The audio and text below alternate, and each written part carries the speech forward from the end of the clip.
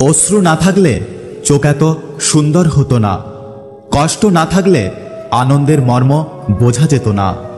চাইতেই যদি ওপরওয়ালা সব ইচ্ছে পূরণ করে দিত, তাহলে আর প্রার্থনার কোনো প্রয়োজন হতো না। সময়ের মূল্য অনেক, তাই কাউকে দ্বিতীয়বার তোমার সময় নষ্ট করার সুযোগ দিও না।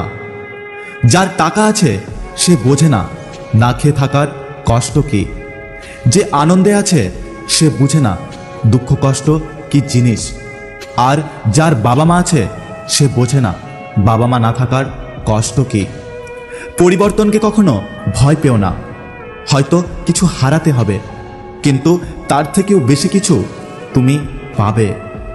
বাবা মা আমাদের জন্য এটিএম কার্ড হতে পারেন, কিন্তু তারা আমাদের দয়ায় নয়, বরং আমরা তাদের দয়ায় বেঁচে থাকি।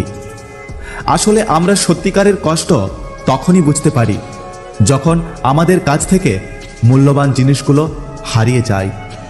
নিজের বয়স আর টাকার উপরে কখনো অহংকার করো না। মনে রেখো, যে জিনিস গোনা যায় সেই জিনিস একদিন না একদিন অবশ্যই শেষ হয়ে যায়।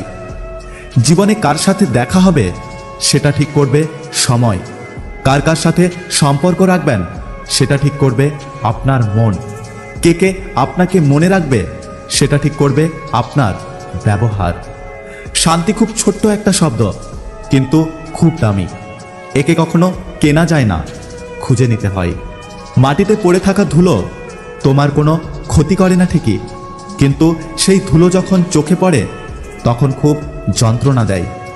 ঠিক তেমনি জীবনে কাউকে তুচ্ছ বা দুর্বল ভেবো না, কারণ সৃষ্টিকর্তা কখন কার ভাগ্যের চাকা ঘুরিয়ে দেবে সেটা কেউ জানে না। মানুষ কখন আপনার হিংসে করে জানেন? যখন তারা আপনার উন্নতি, সুখ ও ইনকাম দেখে, আর সুখী হয় শুধুমাত্র আপনার কষ্ট দেখে। সময় টাকা পয়সার থেকেও বেশি মূল্যবান। টাকা পয়সা হারিয়ে যাওয়ার পরেও রোজগার করা যায়, কিন্তু সময় চলে গেলে আর কোনোদিনও ফিরে আসে না। আপনার সমস্যা আপনাকেই সমাধান করতে হবে। অন্য কেউ হয়তো সান্ত্বনা দেবে বা ঘড়ি ধরে 5 মিনিট পরামর্শ দিয়ে কেটে পড়বে।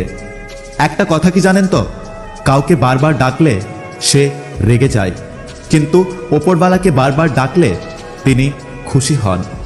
পৃথিবীর সবথেকে মারাত্মক নদী হলো মানুষের ভাবনা, যেখানে সবকিছু বয়ে যায়। আমিও মুখের উপর জবাব দিতে পারি, কিন্তু মন বলে না, থাক, ওর কষ্ট হতে পারে। যদি ভিডিওটি ভালো লাগে পাশে থাকবেন, আর হ্যাঁ, নিজের খেয়াল অবশ্যই রাখবেন। দেখা হচ্ছে পরের ভিডিওতে। ততক্ষণ সুস্থ থাকবেন। Take care.